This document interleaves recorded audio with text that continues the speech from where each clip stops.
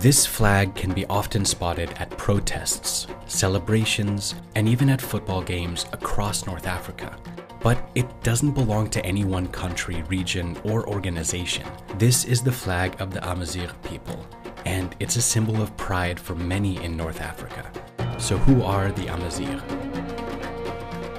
They are the indigenous people of North Africa who have lived in the region for thousands of years. Most of them live between the Siwa Oasis in the eastern outskirts of Egypt and the Canary Islands to the west in the Atlantic Ocean, and from the Mediterranean to the Sahara in the south. Their flag was adopted in 1997 by the Amazigh Congress, a body established to defend their rights, and it symbolizes unity and cultural renaissance. The blue is the Atlantic Ocean and the Mediterranean Sea. The green is Tamazight, the land they come from, and the yellow is for the desert. The red Yaz symbolizes a free man, which is also the meaning of the word Amazigh.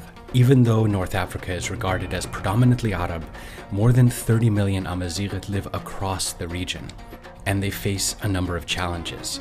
The Amazigh people are commonly referred to as Berber, but they reject the reference as it has over the years been associated with the word barbaric. In Morocco and Algeria, nearly 1/3 of the population speaks one of the Amazigh languages. Tamazight was the main language of North Africa before the Muslim conquest in the 7th century brought Arabic to the region. But for decades, the Amazigh have been demanding official recognition of their language. In 2011, Morocco recognized it as an official language. 5 years later, Algeria did too. Both countries have also recently started teaching Tamazight at public schools.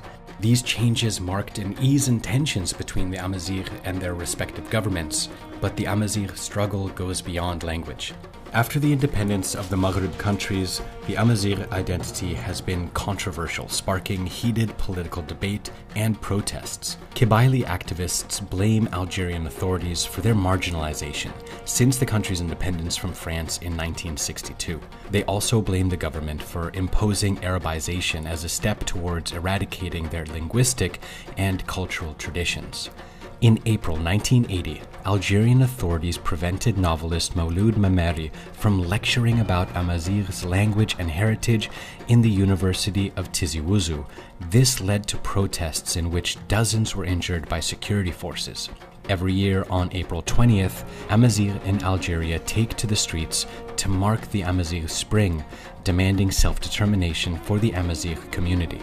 This was repeated in 2001 when a student was killed under police custody, resulting in huge riots and a violent police crackdown that left more than 120 people dead in what is known as the Amazigh Black Spring in the Kabylie region.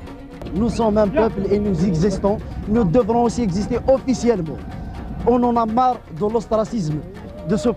But the Algerian government has shown more flexibility in dealing with the Amazigh in recent years. In 2018, Algeria declared the Amazigh New Year as a public holiday. The government has also shared official communications in both Arabic and Tamazight for the first time in 2018. In Morocco, a growing number of Amazigh are taken to the streets in the Rif region, which is home to most of the community. In October 2016, protests began after a fishmonger was crushed to death in the town of El Hoceima by government workers.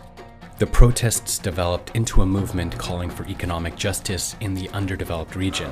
The movement was also supported by the Amazigh diaspora, who organized demonstrations to call for the release of hundreds of activists arrested by Moroccan authorities. In Libya, Tunisia, and Egypt, the Amazigh communities are still struggling for language recognition and cultural rights. Despite the challenges, the indigenous Amazigh have remained an unyielding community, and their vibrant culture continues to live on across the region.